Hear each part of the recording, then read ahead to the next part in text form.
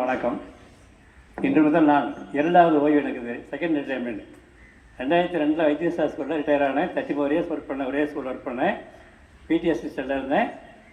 நான் ஏகிச்சமாக இருந்தேன். இங்கே வந்து ஜாயின் பண்ணி ஹெட் மாஸ்டர் கோர்ஸ் கொடுத்தாரு. அதனால் என்னை வீட்டிலேயே வந்து அழைத்து இந்த பொறுப்பை வழங்கிய நமது நிர்வாகத்திற்கு நான் இன்னும் கடமைப்பட்டிருக்கின்றேன். அந்த பள்ளி நிர்வாகத்திற்கு குறிப்பாக நம்ம தாளாளர்களுக்கும் தலைவர் அவர்களுக்கும் நான் நன்றியை தெரிவித்துக் கொள்கின்ற நேரத்திலே இந்த நிறுவனமானது மிகச்சிறந்த நிறுவனமாக இருக்கின்றது. இன்னும் மிகப்பெரிய நிறுவனமாக மாற வேண்டும். அதுக்காக சொன்னார் அவர், நான் பெல் அடித்தோடனே அடுத்த நிமிஷமாக கிளாஸில் இருப்பேன். யாருமே நான் சொல்ல வேண்டியதில்லை. வைத்தியசாலை அப்படி தான். என்னை ஹெட்மாஸ் எதுவுமே கமெண்ட் பண்ண மாட்டார். கிளாஸில் தான் இருப்பேன். இங்கேயும் அதே மாதிரி தான். டியூட்டி கரெக்டாக மனசாட்சிப்படி செய்வேன். நான் செல்ஃப் கான்சியஸ் அதுதான்.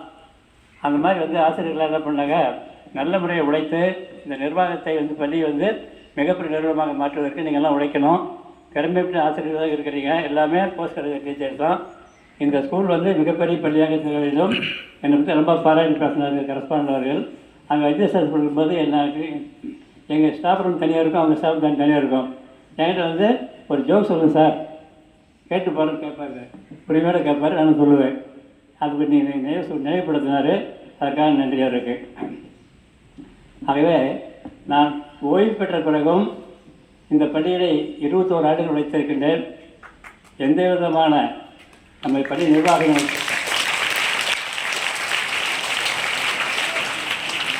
பள்ளி நிர்வாகம் எனக்கு எல்லா வகையிலும் உதவியாக இருந்தது. சிறந்த முறையிலே பணியாற்றுவதற்கு எனக்கு ஒத்துழைப்பு நல்கிய நிர்வாகத்திற்கு மீண்டும் ஒரு நன்றியை தெரிவித்துக் கொண்டு இந்த நிறுவனம் சிறந்த நிறுவனமாக மாற வேண்டும் என்று ஒரு முறை வாழ்த்துறை வழங்குகின்றேன். இந்த ஸ்கூல் வந்து பெரிய நிறுவனமாக மாறணும். நான் இப்போ வீட்டுக்கு போனாலும் கூட இந்த ஸ்கூல் நினச்சிக்கிட்டு தான் இருப்பேன்.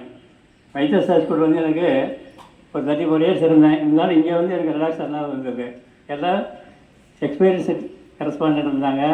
எல்லாமே பிஜி டீச்சர்ஸ் நல்லா கைட் பண்ணாங்க. எனக்கும் நானும் வந்து மனசாட்சியோடு நல்லா சின்சியராக உழைச்சேன்.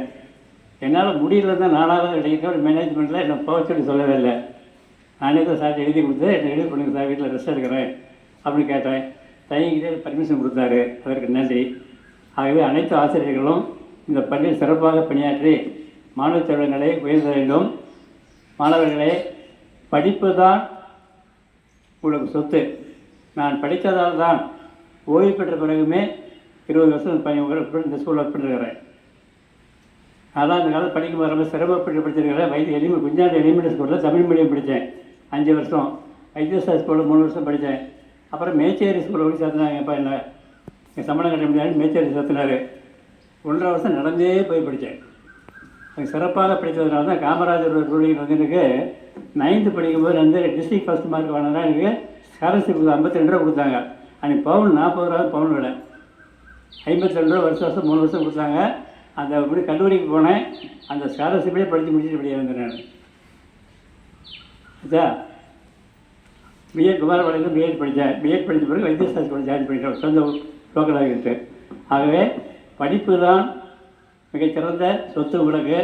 மாணவ செல்வங்கள் அனைவருமே இந்த நேரத்தில் வேண்டி கேட்டுக்கொள்கின்றேன். படிப்பு படிப்பு படிப்பு படிப்பு தான் படிக்கணும். தீய பழக்கங்களெல்லாம் விட்டுருங்க. அது வாழ்க்கைக்கு என்றைக்குமே பயன்படாது. நல்ல ஒழுக்கத்தோடு இருங்க.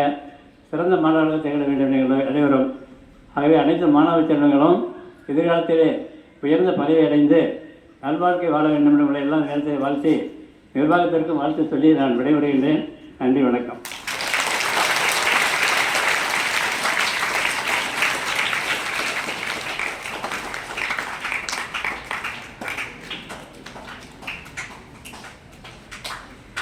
தங்களை